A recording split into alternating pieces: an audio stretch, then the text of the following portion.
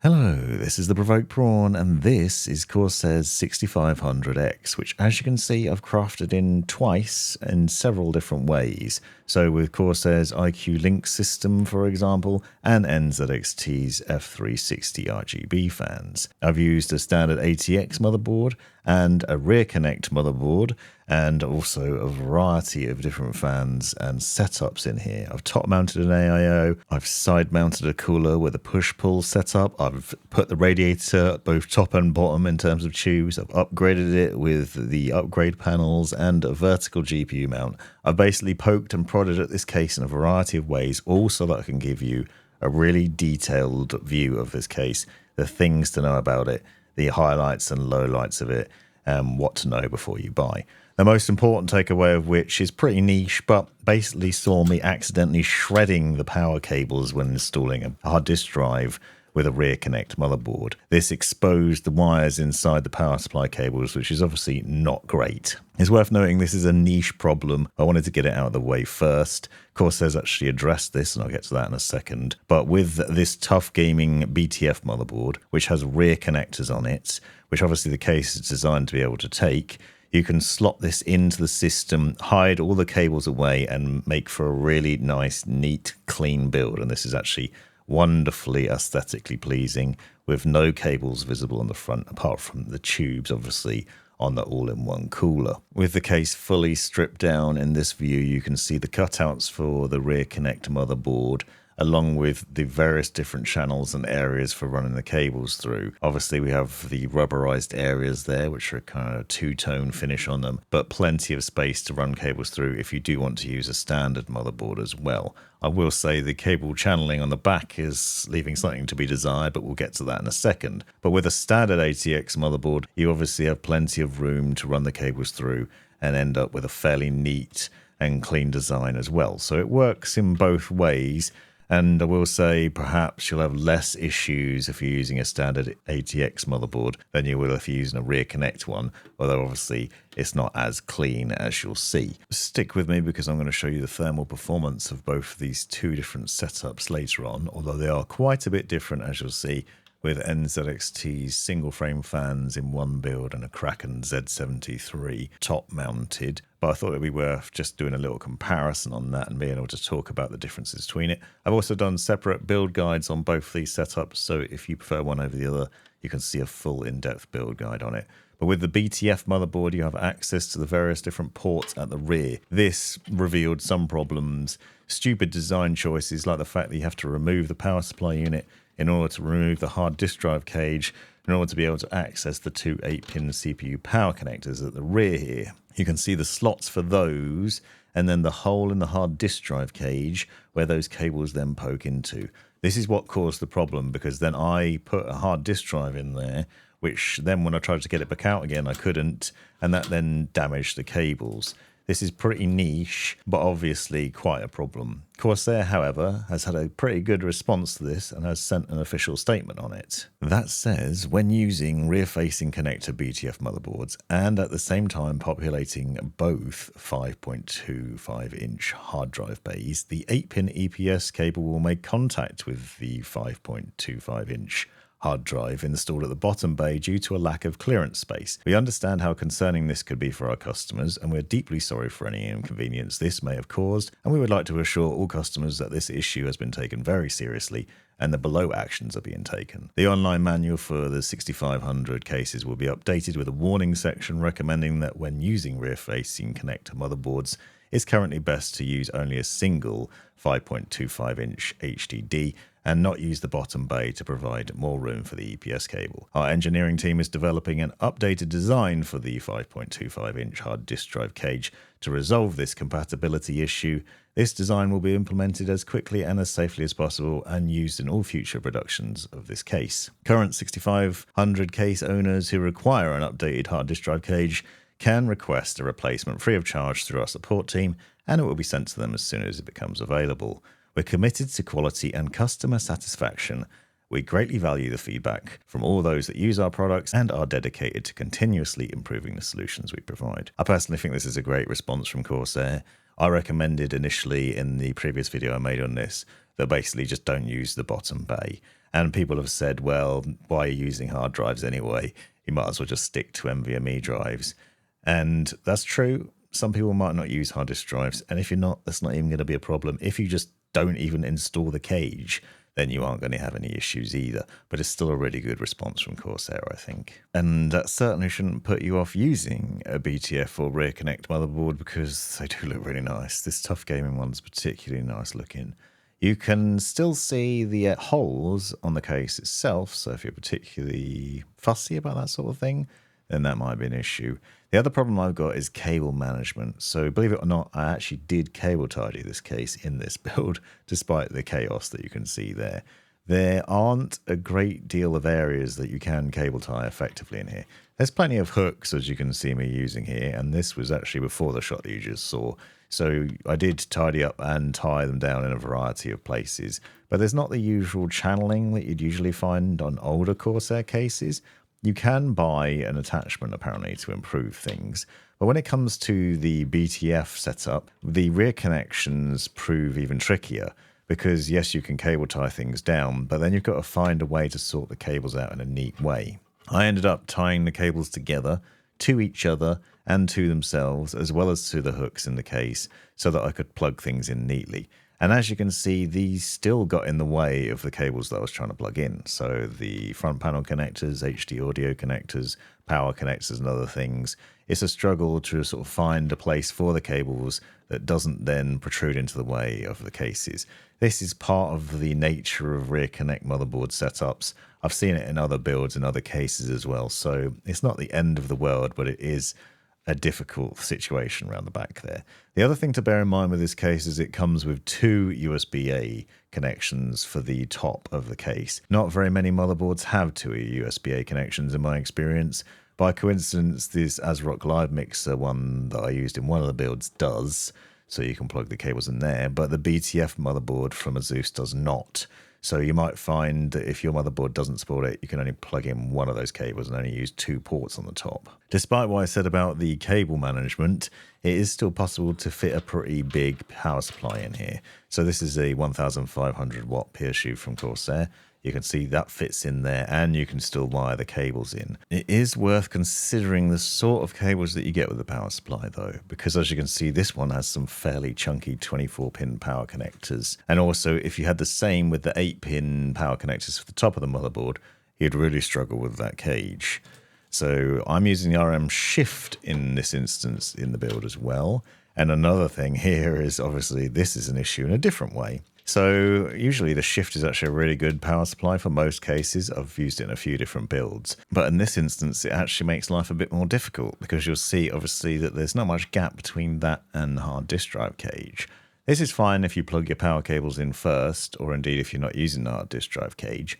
But if you've missed some cables, as I realized I needed more in there, for example, for SATA power, you'll need to work your hand into that gap and try and plug them in, which is difficult and did cause my hand some temporary discomfort. As something small point, but the thing to think about here is if you need to remove the hard disk drive cage, you first have to take the power supply unit out, which is ridiculous. Now, one of the things that's pretty cool is the placement of the radiator tray.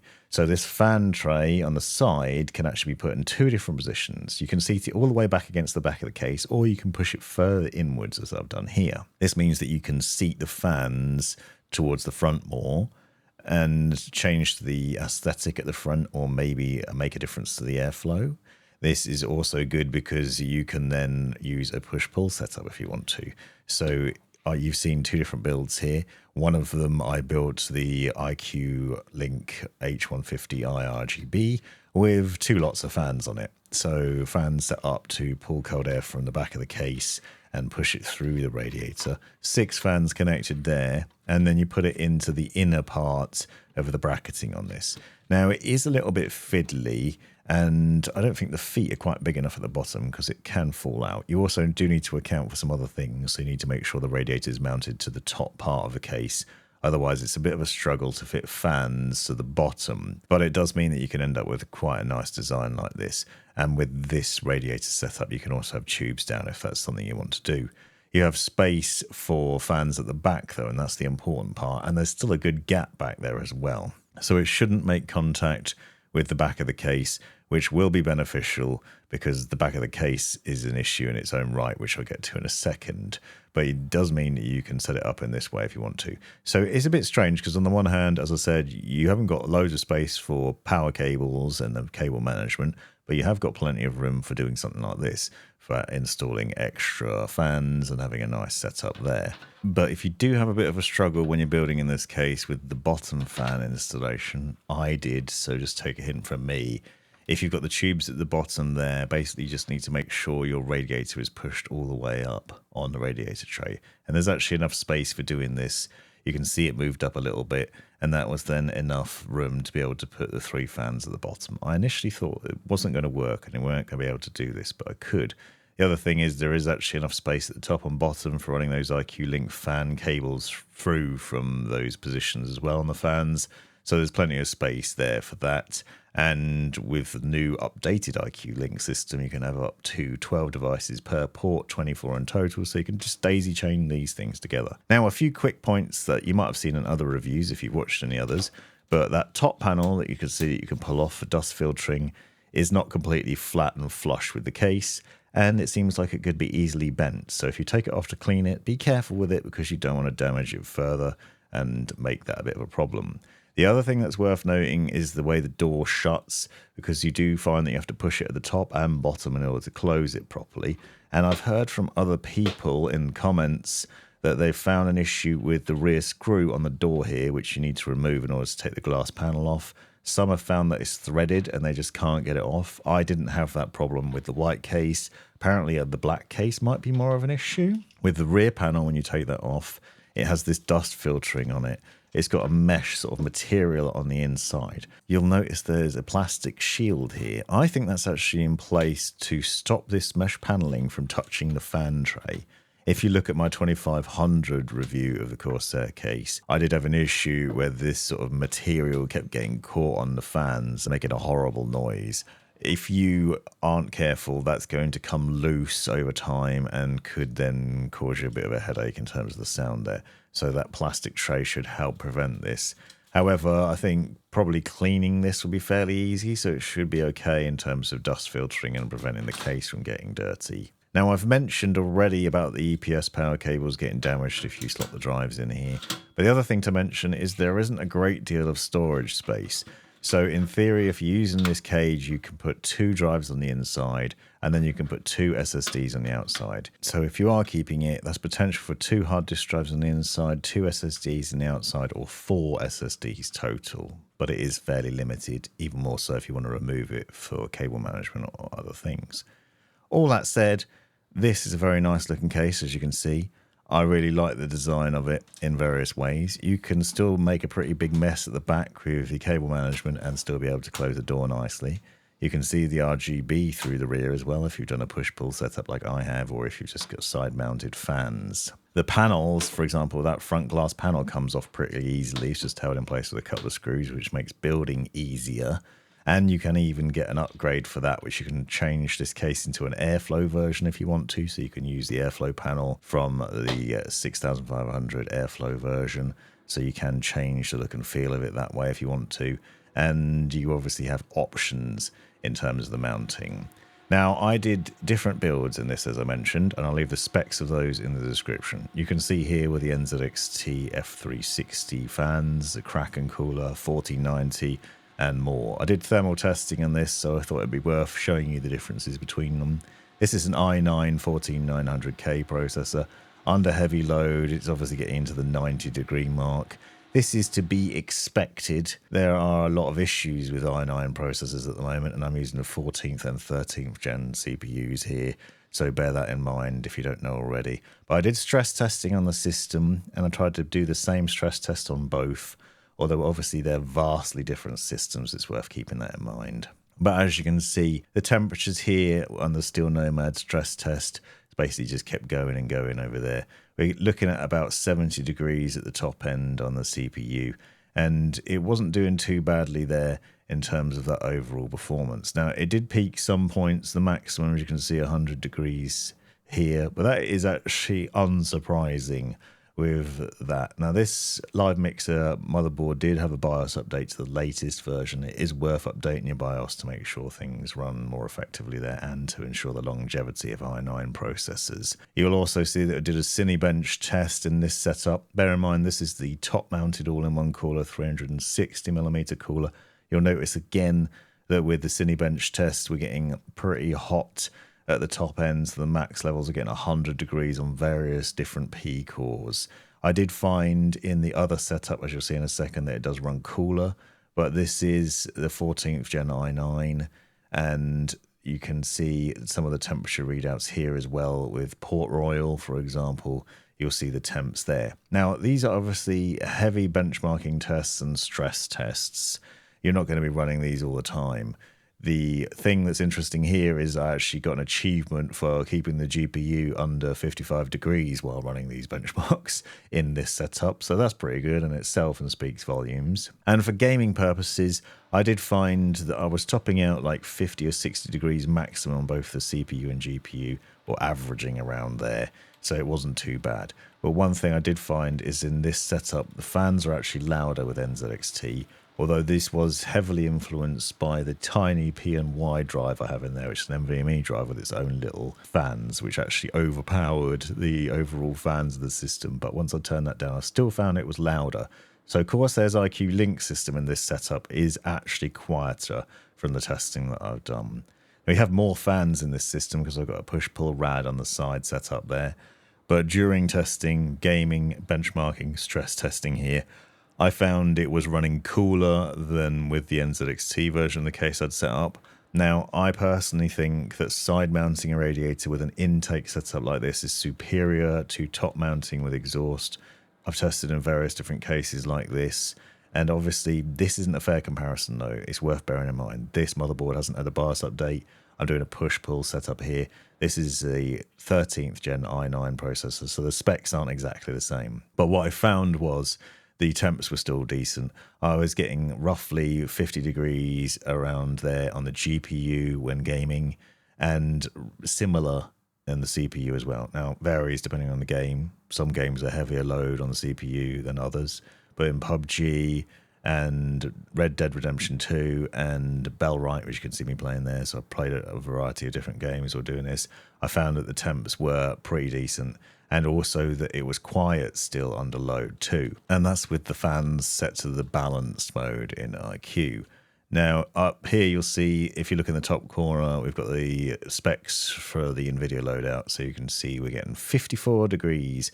This is on the 4070 Ti BTF. Obviously, again, comparing to a 4090 when playing in the NZXT setup, so vastly different here. You'll have to take this whole thing with a pinch of salt. But my thoughts are that the iCue setup is quieter and cooler and possibly nicer looking. Definitely more expensive though, and that's something to think about. But smooth performance across the board there, and a nice experience when gaming, and also looks really nice with the BTF setup. Obviously, that's a personal preference in terms of the aesthetic. Grey Zone Warfare didn't crash, which was nice. That was refreshing, and also decent, smooth performance there too, without getting too loud in terms of what was happening with the fans. Those Cinebench tests again put the P cores at the top end of the temperatures, but actually you'll see not as hot this time. And yes, there's variety in the specs here, but it still shows that the cooling is really good with this iCue setup, and quieter as well, which I think is worth considering. Now, I did some stress testing in a variety of ways with 3D Mark, with Cinebench, with Intel's Extreme Testing Utility. You will see it did thermal throttle, and it did power throttle a couple of times during those tests, but the temps didn't spike that badly. For both of these, it is nice to be able to look at the display and see at a glance what your CPU and GPU temperatures are, though, so that's certainly beneficial. And obviously, you can use these testing tools to work out what the levels are getting to. Here you can see the CPU and GPU temperatures as they went through that stress test on the system. And these tests seem to show that it's a bit cooler with the iCue setup than it was with NZXT, both on the CPU and GPU, and there's no red warning signs on these tests either, and they'll run over time. we're in the middle of British summer at the moment, and without air conditioning, it's quite good to see these temperatures doing pretty well. And then we can scroll through and have a look at Port Royal as well, which is equally about the same. So around 67 degrees on the GPU and about 50 degrees on the CPU throughout the testing there. So across the board with both the synthetic tests and with just general gaming, the experience has been nice in both setups. I definitely think you get better experience with side mounting and intake AIO, though it is worth testing these things yourself in your own system. Definitely use the benchmarking tools, see what the thermal performance is like, and see how you get on with that. But for me, the gaming experience on both has been really good, nice and smooth, and the end system looks great. Now, there are some other things that you can do to upgrade and change the case. So the thing about this 6500 series is there are some additional purchases that you can make, like this Elite panel set, where you can change out some of the panels. So you might have seen some of this already if you're paying attention, but you can swap out some of the front and top panels for different colored ones, in this case silver ones. This requires unscrewing parts, and I would recommend doing this before you start the build, because as you can see, I'm struggling to access the screws that you need to unscrew. I had to remove the radiator in a semi-awkward way in order to be able to access these.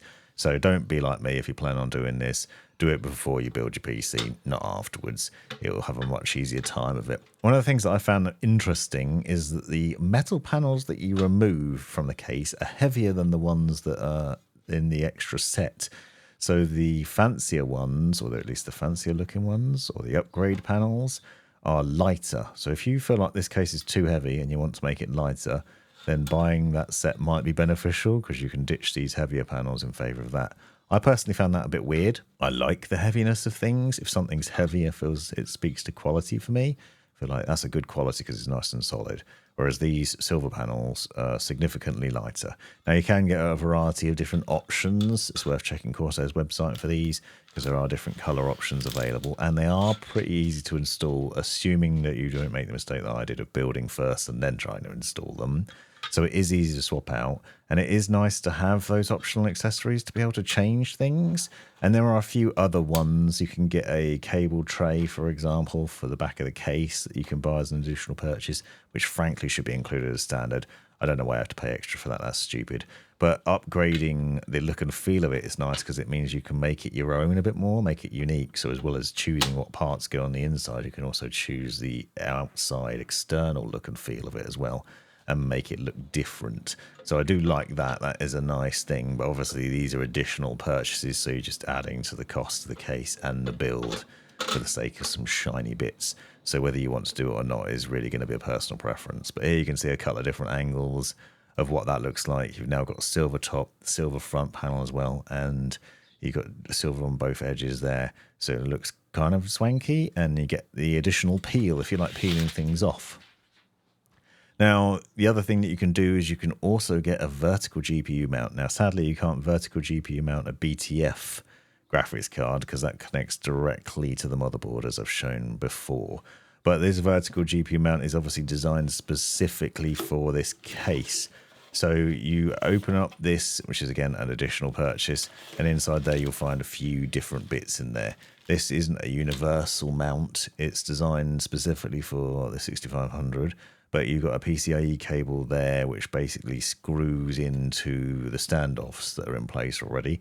Note that these standoffs could be moved further back, so you can actually adjust the position of where the graphics card's going to sit in this setup on there.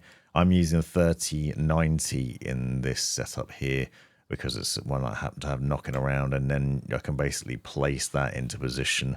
Note, there's also a little adjustable clip on there, which I couldn't get the GPU in first of all. So if you do buy this as an option extra, you have to slide that over to the side and then pop your graphics card into place, and then make sure you've got all the brackets and screws in there so it's fully secured into this.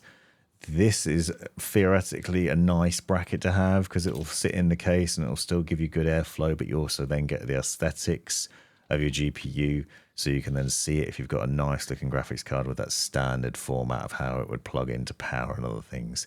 You can use this, and it does end up looking pretty nice there. The interesting thing is there's a little bracket at the bottom of the case which is held in place with a thumb screw. It basically takes that out, and then it takes all of these different brackets out the bottom of the case, and then you put the vertical mount in instead in this way. So you plug the cable in, you slot the bracket back down into that, you use the thumb screw to re-secure it, and then you've got your GPU vertically mounted. There is a little bit of a gap above that, but you can put one of the PCIe brackets back in above that to neat and tidy things up. Then you just need to find a way to run the power cables to the GPU from the back. I went from the underside, as you can see there. And then you've got this view, which I think looks really nice. That really sets it off. And as you can see, it's sitting far enough back from the glass that it won't affect the cooling and overall performance. I also flipped the radiator so you can see what the tubes look like the other way around. So hopefully I've given you plenty of insights into this case. Check out the links in the description to find out more and see related videos. And thanks very much for watching. You've made it right to the end of the video, you brilliant legend you. If you've enjoyed it, click that subscribe button, give me a thumbs up, and drop me a comment down below if you've got any questions. If you really enjoyed it, consider joining the channel and see the benefits of doing so. Check out these other videos, you might well find them interesting or useful, and most importantly, have a great life.